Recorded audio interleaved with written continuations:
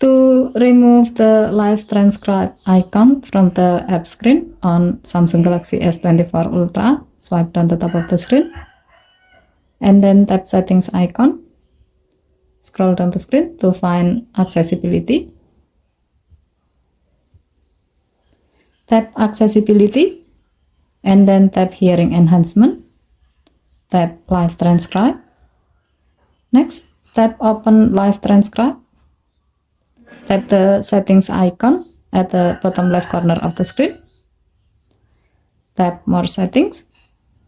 Under display section, tap the blue on off switch next to show icon in the app list until the switch turns green to turn it off. With this setting, now your phone will remove the live transcribe icon from the app screen.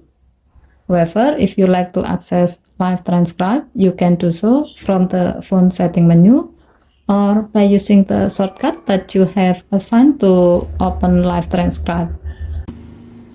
Okay, thank you for watching. Please help to like and subscribe. Have a nice day.